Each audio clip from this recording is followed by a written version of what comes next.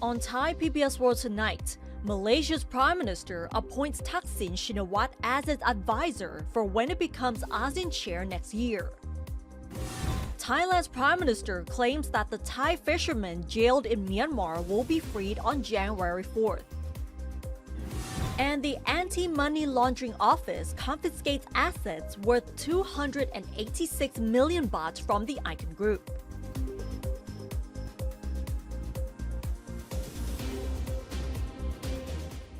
Swadika and good evening and welcome to Thai PBS World Tonight. I'm Nat Bunat and we'll begin the program with the latest issue in regional politics. And not everyone saw this coming because Thaksin has been appointed by Malaysia as their informal advisor on ASEAN, and this announcement took place during Pattongtarn's official visit to Malaysia. Malaysian Prime Minister Anwar Ibrahim on Monday appointed Thaksin as his personal advisor for when Malaysia becomes chair of ASEAN next year. Anwar said that Thaksin's role during his leadership of the Association of Southeast Asian Nations will be an informal capacity alongside advisors from several of the bloc's 10 member states. Anwar made the announcement during a visit to Malaysia by Prime Minister Pattongtarn Shinawatra, which is her first official visit to the country since taking office in August.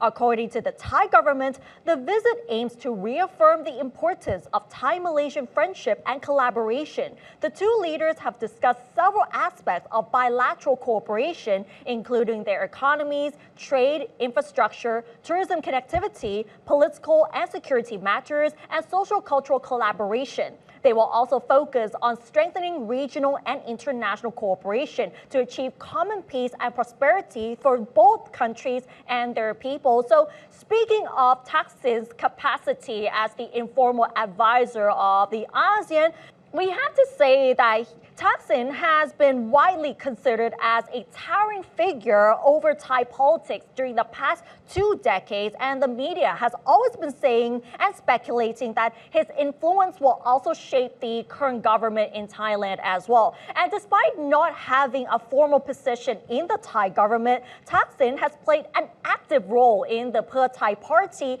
that he founded, and he also frequently gave public remarks on government policies, especially on the economy.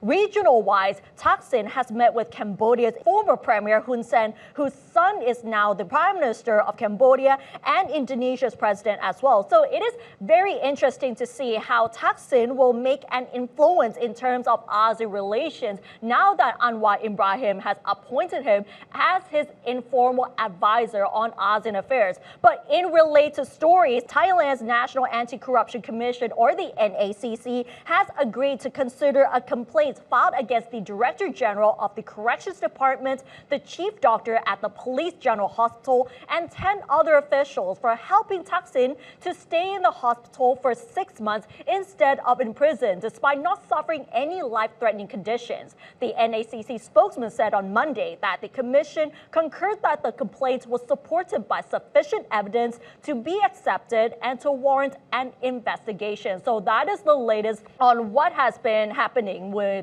Thaksin Shinawatra. And still on regional issues, previously we have reported that Myanmar patrol boats opened fire at Thai fishing vessels and arrested the fishing crew, including 4 Thai fishermen, in late November. And this has caused bilateral tensions, prompting the Thai government to summon the Myanmar ambassador over the incident, as well as to demand the release of the Thai nationals. And concerns have recently increased after it has been reported that the 4 Thais have been sentenced up to 6 years in prison for fishing in Myanmar waters.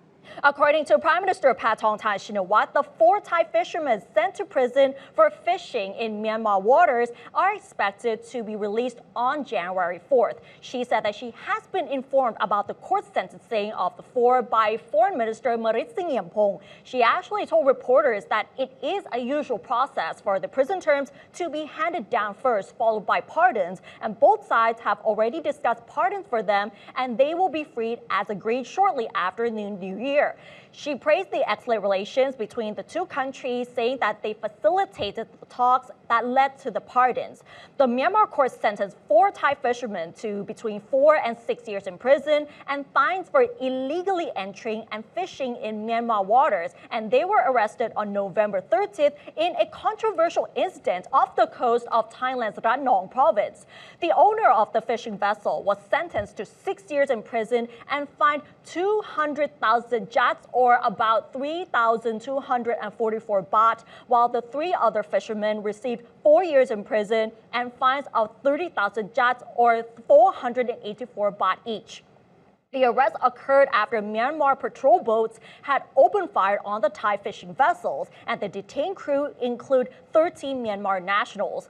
The incident caused bilateral tensions as Thai authorities insisted that the fishermen were in Thai waters, while Myanmar claimed otherwise. Thailand's foreign ministry summoned Myanmar's envoy in Bangkok to lodge a protest, asserting that Myanmar had failed to adhere to rules of engagement during the incident. And amid the ongoing tensions between Thailand and Myanmar as to whether the Thai fishing boats actually invaded the Myanmar waters or not, the Thai government has been prioritizing the release of the Thai fishermen who are currently in prison in Myanmar. However, the dispute remains a very sensitive issue, and even the Deputy Prime Minister Phumtham Wechayachai told reporters today that whatever the answer to the media over this incident could actually have negative impacts on the relations, and therefore he does not want the issue to become more politicized, and therefore the government wants to take care of the safety of the Thai people first. So that is the latest on the issue between Thailand and Myanmar. And now let's turn to another huge scandal here in Thailand, which is the Icon Group scandal, where all 18 suspects, including 3 celebrities, have been charged with defrauding the public and money laundering. And these are the latest developments. The Anti-Money Laundering Office, or AMLO, has decided to confiscate assets worth 286 million baht from Icon Group company. On Monday, however, AMLO's Transactions Committee agreed to unfreeze 40 assets seized from Icon Group worth about 29 million baht after their owners had proven to the committee's satisfaction that there were not proceeds of a crime. Investors who claim to have been cheated out of their investments by Icon Group are advised to file claims for compensation with AMLO by February 17th. AMLO said that it will compile a list of claimants for submission to the prosecutor's office, after which a petition will be filed with the civil courts, which will in turn order the unfrozen assets to be divided among the claimants proportionate to their investments. Meanwhile, it is reported that the Department of Special Investigation has scheduled a meeting this Friday to conclude the Icon Group's fraud case prior to submission to the Office of the Attorney General. The DSI spokesperson said that investigators will decide this Friday of which the 18 Icon Group's executives and associates currently held in custody will be indicted. He disclosed that the 3 celebrities among the 18 suspects have submitted letters to the DSI insisting that they were merely employees of Icon Group and were not senior executives, as it has been reported previously. So the Icon Group has been alleged to be another pyramid scheme because of how it has been operated to invite more dealers instead of trying to sell their products. However, the way they have been using celebrities as brand ambassadors, or how they call it the senior executives, have actually lured many people into investing with the business. And so far, over 10,000 victims have filed complaints to the police, with about 3.2 billion baht of estimated losses. And these are the latest developments of the Icon Group, which has been named as one of the biggest scandals of the year.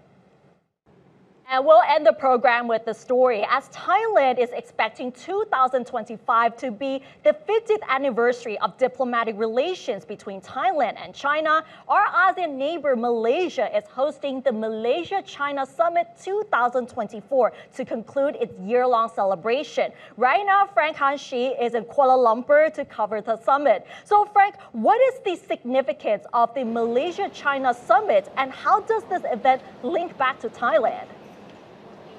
Hi Ned, right now I'm at Malaysia-China Summit 2024. This is an event to showcase the Malaysia and China relations of 50th year anniversary. And you can see, of course, the opportunities that they push together here. One is electric vehicles, because of course EV production in Malaysia is quite huge, it's growing right now. And another one is artificial intelligence, that Malaysia wants to get China's robot system, and they really want to drive their technology in the country. So actually, Malaysian government just launched the National AI Office to target at a very big growth in the future. This is a very important point here, because of course, no matter how the strength and the relations that both countries push forward, they want to get the benefits for growing artificial intelligence and involving technology. And actually next year is very important for Thailand, because Thailand and China will celebrate the 5th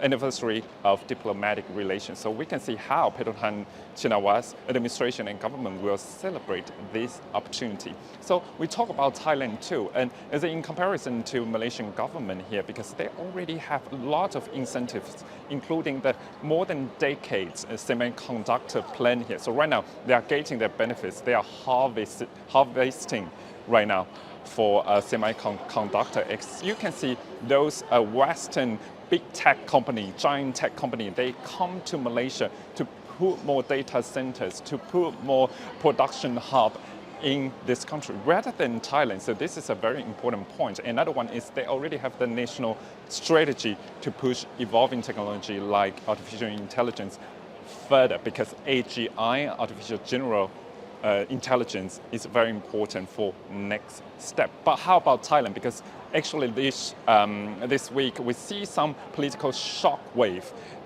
from Malaysia back to Thailand, because our Prime Minister Paetongtarn just came to Malaysia to meet her counterpart, the Malaysian Prime Minister Anwar Ibrahim, yesterday in Kuala Lumpur. But one shocking news is that her father, Thaksin was appointed by the Prime Minister Anwar Ibrahim as an informal advisor here. So there are some questions in the public if Thaksin is still healthy, if Thaksin is legitimate to become an informal advisor to Anwar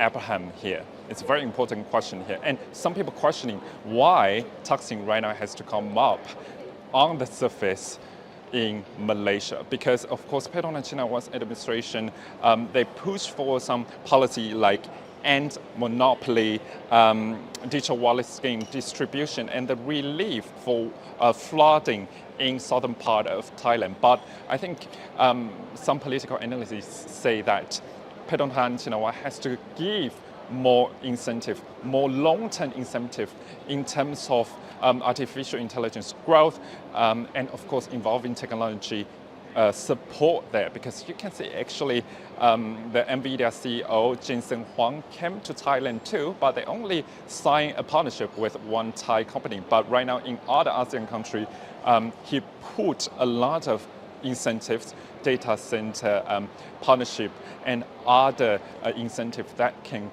grow that country's growth, but not just in Thailand, but other ASEAN countries too. So we can see the demand from global tech company in terms of talent development, in terms of all the initiative that the government should push for. But the key question is, can the Paetongtarn administration really be able to attract more high-tech companies That's the question, because Malaysia already get a lot of investment from Google, from other big companies, no matter it's data center, semiconductor hub. How about Thailand? That's the question mark there. Back to you. All right, thank you, Frank.